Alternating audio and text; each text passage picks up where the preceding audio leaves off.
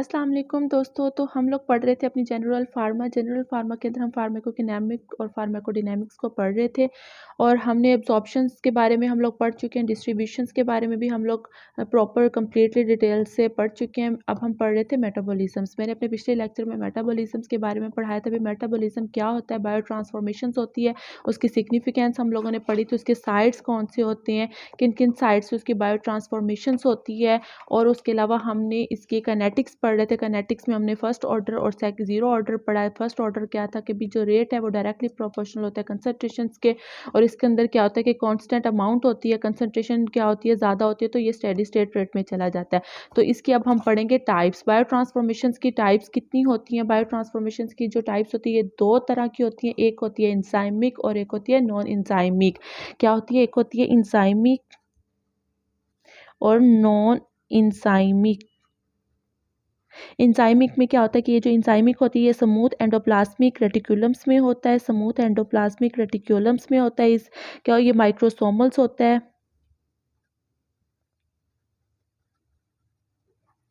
माइक्रोसोमल्स होता है और ये जो और इंजाइमिक जो होती है ये दो तरह की होती है। एक स्मूथ एंडोप्लाज्मिक रेटिकुलम्स में होता है और जो दूसरा होता है वो होता है साइटोप्लाज्म में। दो तरह के एंजाइमिक्स होते हैं। एक होती है स्मूथ एंडोप्लाज्मिक रेटिकुलम्स में और दूसरा होता है साइटोप्लाज्म में। और जो स्मूथ एंडोप्लाज्मिक रेटिकुलम्स में माइक्रोसोमल्स होते हैं और इसमें होता है नॉन माइक्रोसोमल्स।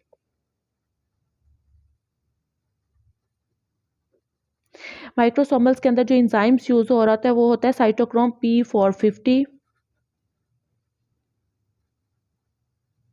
P450 इंजाइम्स यूज़ हो रहा होता है। इसके अंदर जो इस इंजाइम्स की प्रेजेंस में, इसकी मौजूदगी में जो रिएक्शन हो रहा होता है, ऑक्सीडेशन हो रही होती है, इसकी रिडक्शन हो रही होती है, हाइड्रोलिसिस हो रही होती है।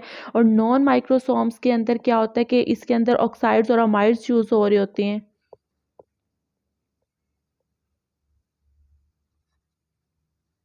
अमाइड्स वगैरह यूज़ हो रहे होते हैं। एक ये तो था इंजाइमिक। अब नॉन इंजाइमिक्स में क्या होता है कि इसके अंदर क्या होता है कि जो बॉडी की पीएच होती है वो चेंज होती है या केमिकली कंपोजिशंस चेंज हो जाती है। पीएच चेंज होने की वजह से बॉडी की उसकी केमिकल कंपोजिशंस में चेंज आता है। जब केमिकल कंपोजिशंस चेंज होगी तो ड्रग जो होगी वो भी चेंज हो जाएगी, अल्टर हो जाएगी। तो इसके हमने दो टाइप्स पढ़ी है, एक इंजाइमिक होती है और नॉन इंजाइमिक्स होती है। इसमें इंजाइम्स की प्रेजेंस में जो हमारी मेटाबॉलिज्म बायो ट्रांसफॉर्मेशन होनी होती है। अगर ड्रग जो होती है उसने मेटाबोलाइज होना है एंजाइम्स की प्रेजेंस में, तो इसमें दो तरह के फेस होती हैं। इसमें दो तरह के फेसेस होते हैं। एक फेसिस होता है फेसिस 1 बोलेंगे इसको हम, ये बहुत इंपॉर्टेंट होता है, ये शॉर्ट क्वेश्चन में भी पूछा जाता है। डिफरेंशिएट के फेस 1 और फेस 2 में क्या डिफरेंशिएशन है। तो फेस 1 ये इंपॉर्टेंट है, मैं फिर से बता रही हूँ, और होता है फेस 2। फेस 1 में क्या रिएक्शन होता है और फेस 2 में क्या होता है। फेस 1 में क्या होता है कि कोई भी मालिक्यूलर, कोई ड्रग मालिक्यूलर के अंदर हम लोग पोलर ग्रुप इंड्यूस कर देते हैं, और जो पोलर ग्रुप जो होता है वो इन्हेंस करता है। अगर तो उसके अंदर ऑलरेडी भी पोलर ग्रुप है तो वो इतना एक्टिव नहीं है, तो क्या होगा कि वो उसको इंड्यूस करवाएंगे हम लोग। इसमें हम लोग पोलर ग्रुप इंड्यूस करवाते हैं। इसके अंदर हम लोग पोलर ग्रुप इंड्यूस करवाएंगे, जिसकी वजह से क्या होगा कि जो हमारा मेटाबॉलिज्म का जो प्रोसेस है वो एक्टिवेट होगा, ज़्यादा होगा, ताकि हमारी एलिमिनेशन ज़्यादा होगी, इन्हेंस करेगा, ताकि हमारी जो एलिमिनेशन है वो भी ज़्यादा हो। और जो फेस टू के अंदर कॉन्जुगेशंस होती है। फेज 2 के अंदर कॉन्जुगेशंस होगी, और इसमें कॉन्जुगेशंस में हम लोग अमाइड्स यूज़ करते हैं, मिथाइल्स यूज़ करते हैं। मिथाइल ग्रुप यूज़ करेंगे तो मिथाइलेशंस हो जाएगी।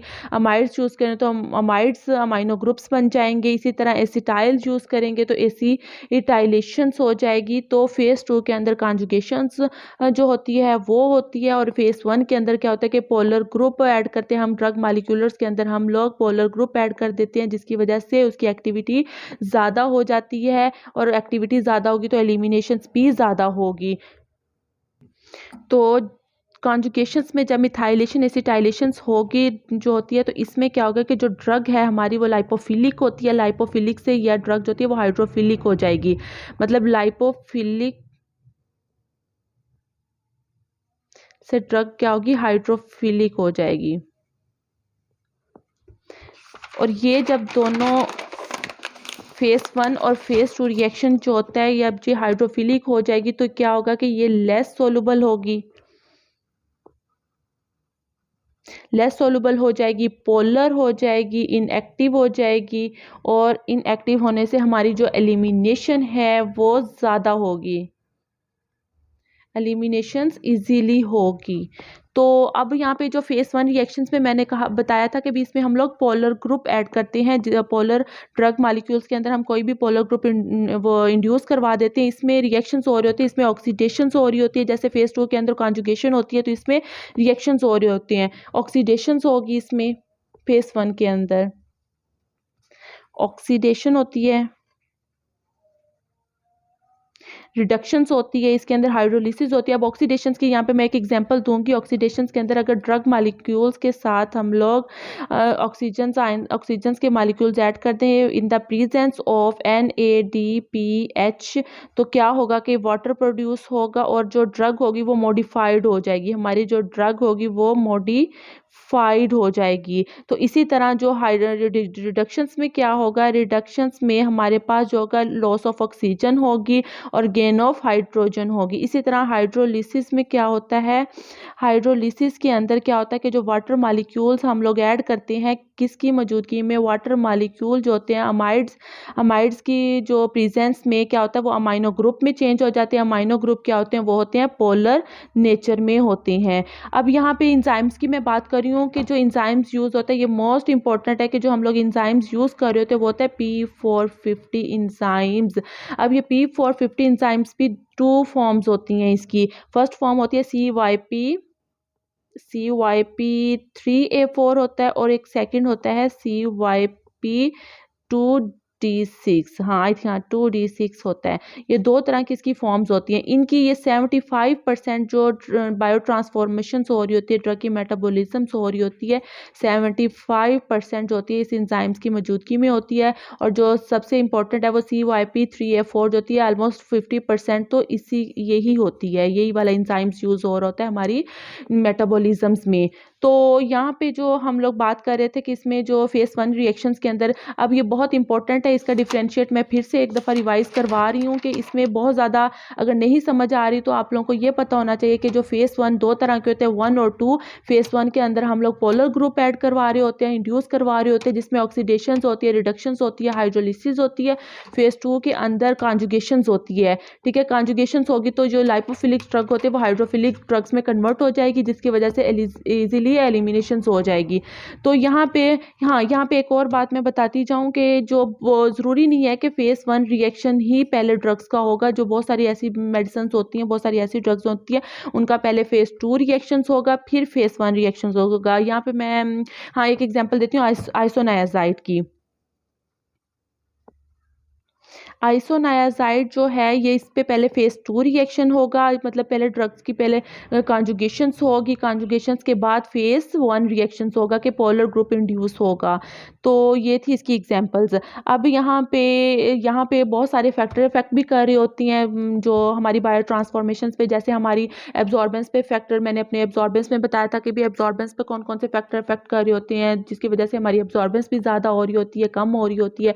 इसी तरह डिस्ट्रीब्यूशंस पे भी बहुत सारे फैक्टर इफेक्ट कर रहे होते हैं कि किन किन फैक्टर्स की वजह से जो हमारी ड्रग की है बॉडी के अंदर डिस्ट्रीब्यूशन ज़्यादा होती है, और बहुत सारे ऐसे फैक्टर इफेक्ट कर रहे होते हैं जो हमारी बॉडी में सही से जो ड्रग है वो डिस्ट्रीब्यूट नहीं होती। इसी तरह ड्रग की जो बायो ट्रांसफॉर्मेशन है, ड्रग ने मेटाबोलाइज होना होता है, बहुत सारे ऐसे फैक्टर्स होते हैं जिसकी वजह से ड्रग जो होती है वो सही से मेटाबोलाइज नहीं होती, या बहुत ज़्यादा होती है या नहीं होती। तो ये दो तरह के इसके फैक्टर्स हैं, मैं आप लोगों को बताऊंगी। एक होता है जेनेटिक फैक्टर्स होता है।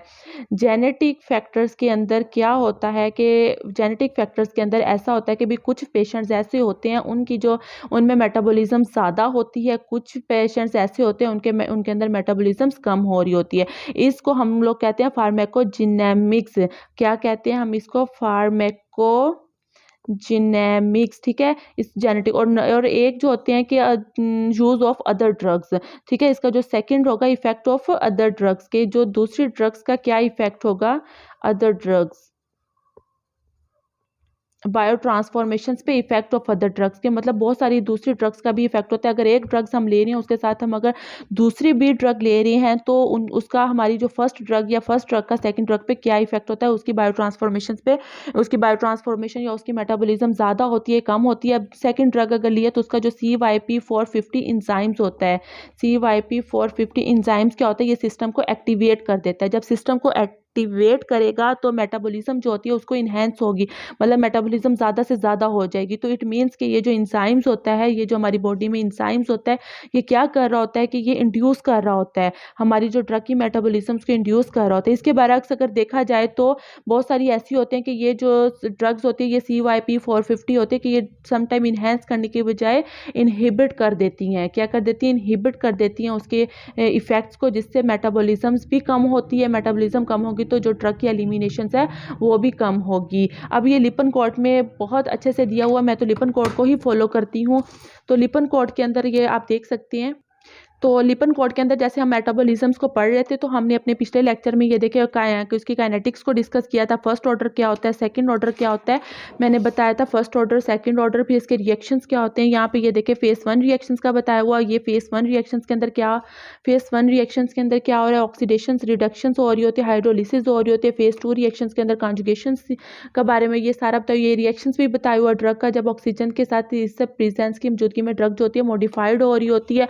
और फिर इसके जो जेनेटिक्स पे क्या इफेक्ट हो रहा है, इस एंजाइम ये P450 के बारे में, CYP, ये सारे एंजाइम्स के बारे में बताया कि उसके प्रेजेंस में क्या ड्रग इंड्यूस हो रही है। तो बाय जो इंड्यूस करवा रहा है तो मतलब कि हमारी मेटाबॉलिज्म ज़्यादा होगी तो एलिमिनेशंस भी ज़्यादा होगी। अगर वो इनहिबिट करवा रहा है तो क्या हो रहा है, जिसकी वजह से हमारी मेटाबॉलिज्म डिस्टर्ब होगी और हमारी एलिमिनेशंस भी कम होगी। फेस 1 और फेस टू के अंदर कॉन्जुगेशन सिस्टम हो रहा होता है, कॉन्जुगेशन रिएक्शंस हो रहा होता है। फेस 1 के अंदर हमारी ऑक्सीडेशंस और रिडक्शंस हो रही होती है। ये तो था हमारा ड्रग की जो थी मेटाबॉलिज्म थी। अब नेक्स्ट लेक्चर में इंशाल्लाह हम पढ़ेंगे ड्रग की क्लियरेंस कैसे होती है, किडनी के थ्रू कैसे होती है। तो ये हम ओवरऑल अपने नेक्स्ट लेक्चर में पढ़ेंगे। होप है कि आप सबको ये वीडियो अच्छे से समझ आ गई होगी, और आ गई है तो प्लीज़ सब्सक्राइब कर दीजिए चैनल को। Thank you so much.